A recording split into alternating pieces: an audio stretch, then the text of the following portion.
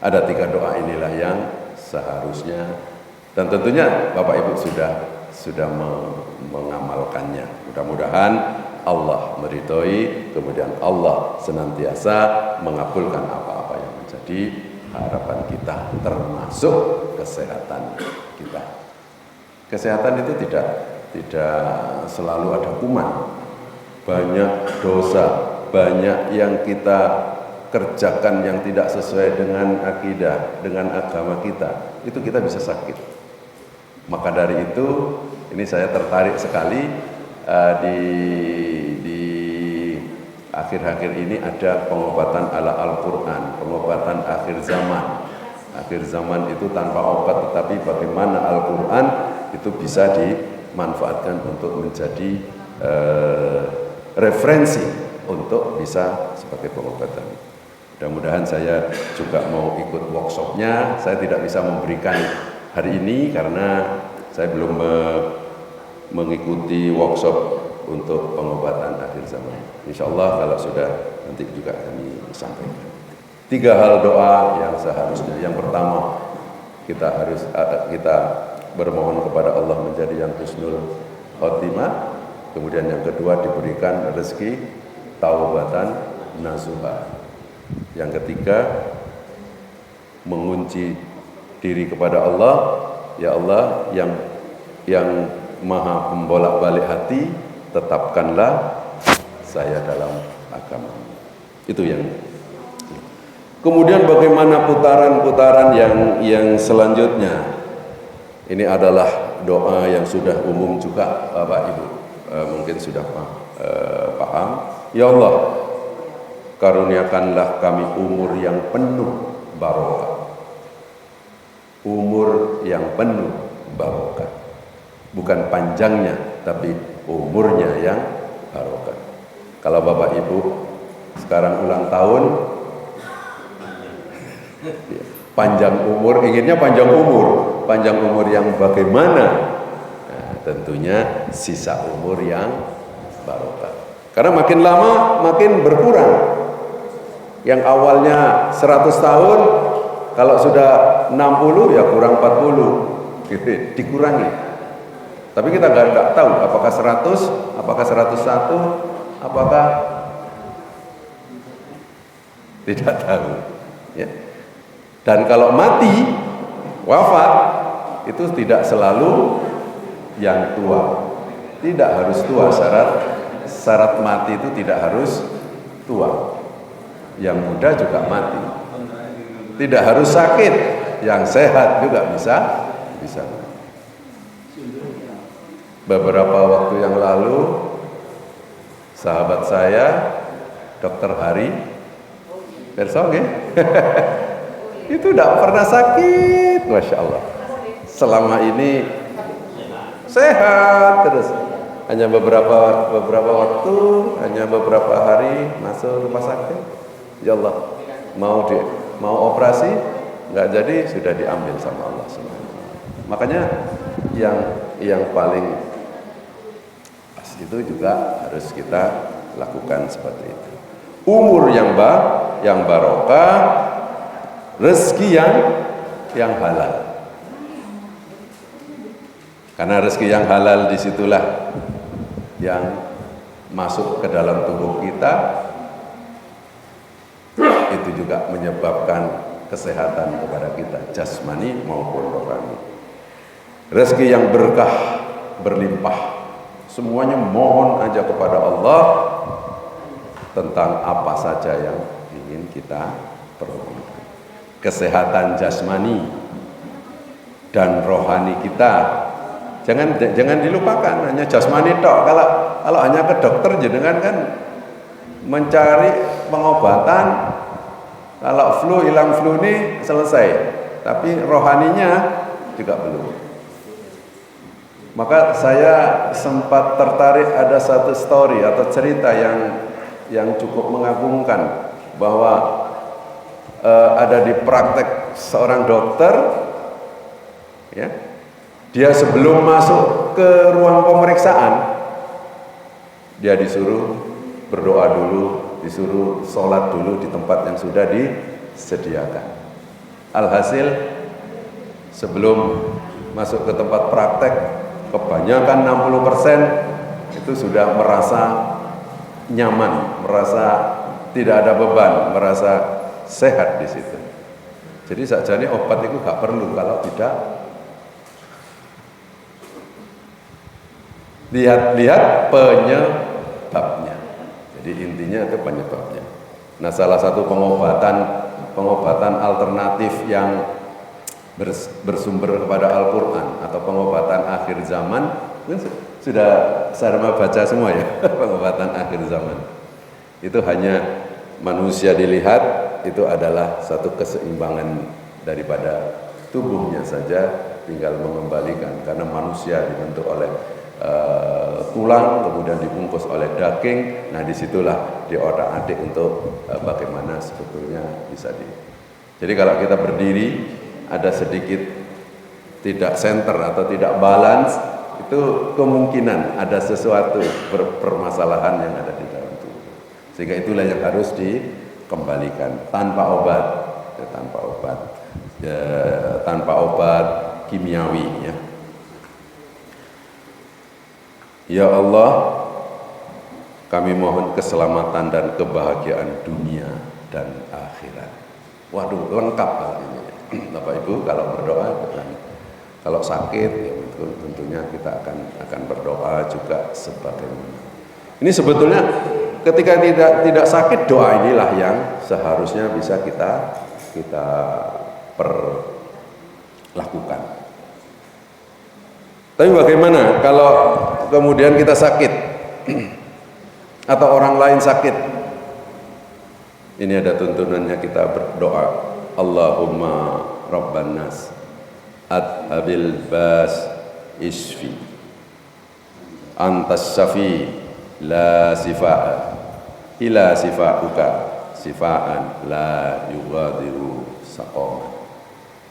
Ya Allah, Tuhan seluruh manusia, hilangkanlah sakit ini, sembuhkanlah, karena Engkaulah As-Safi, Sang Penyembuh. Tidak ada kesembuhan kecuali kesembuhan darimu, kesembuhan yang tidak meninggalkan penyakit.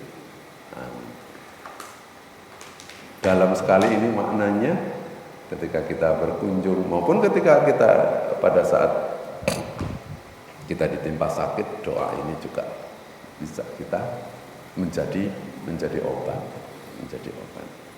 Karena pusing misalnya, pegel linu, tegang di sini, itu jangan moro-moro dikasih antalgin, dikasih asam mefenamat. Yang sekarang mudah sekali Bapak Ibu, internet sakit pusing itu obatnya apa muncul, kemudian dilakoni.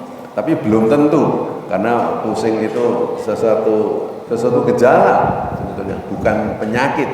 Karena kalau gejala itu harus dicari dulu penyebabnya. Satu orang pusing dengan orang pusing yang lain beda terapinya. Jadi kalau jenengan ke dokter, ke tenaga medis, itu bagi yang dokter atau tenaga medis yang holistik tentunya akan mencari penyebabnya.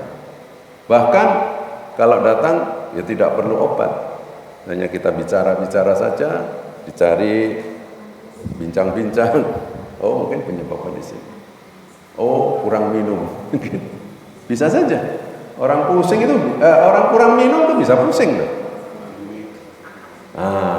Yang paling nemen itu kurang duit. Tapi begitu di ewer-ewer yang merah itu ya, hilang pusingnya. Itu lain. Jangan dikasih antalgin, jangan dikasih asam mefenamat, hancur lambungnya. Ya, tambah mikir ya. Gitu. Itu Bapak yang dimuliakan Allah. Kembali akhirnya kepada diri kita ini, yang apabila kita sehat itu akan timbul nilai diri kita, karena nilai diri kita itu ada di dalam diri itu sendiri. Diinjak maupun diangkat, nilai diri ini tak akan berubah.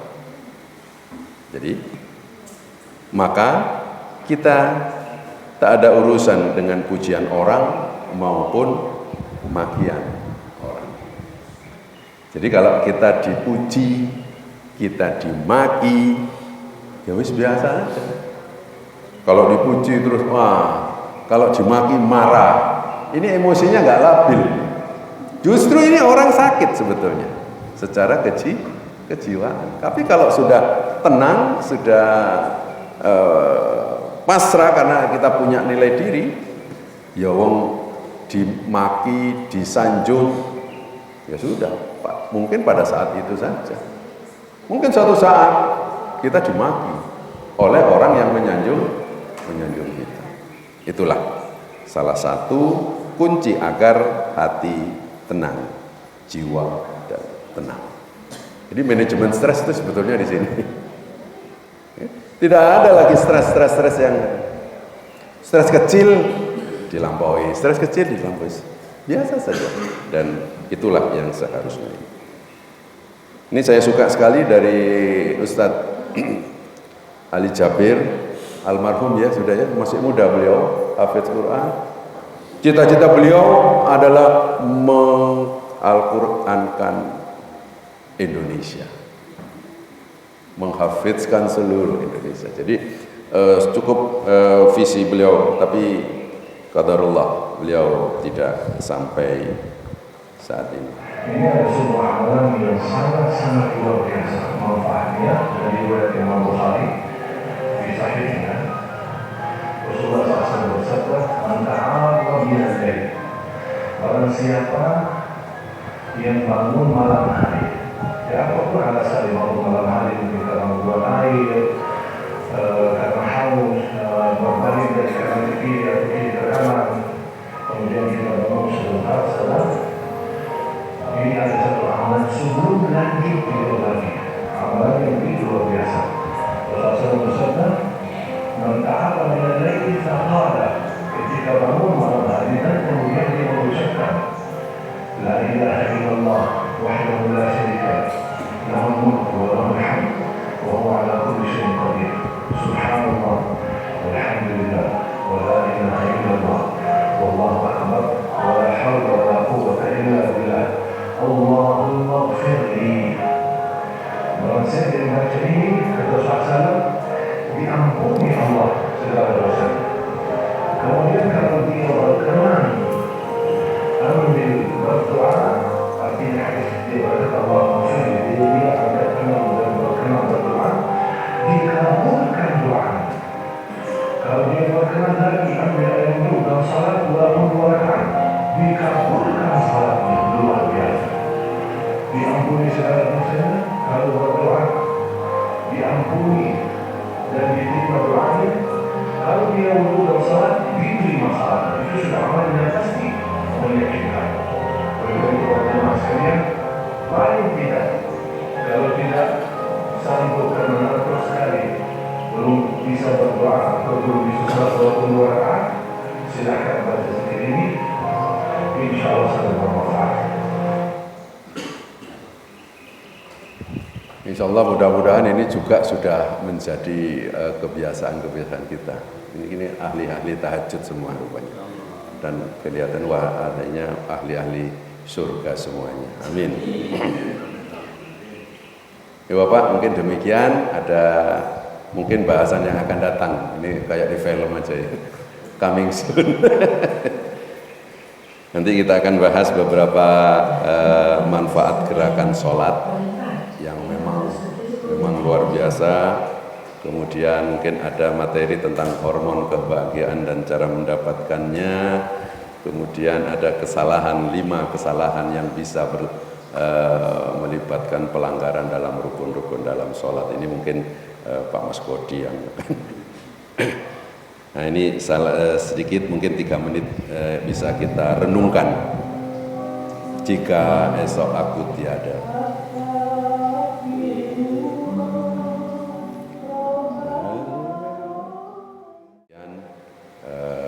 Mudah-mudahan apa yang telah kita sampaikan menjadi ibroh kepada kita semua dan menjadikan kita nantinya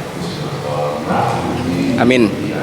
rezekinya taubat semoga Amin.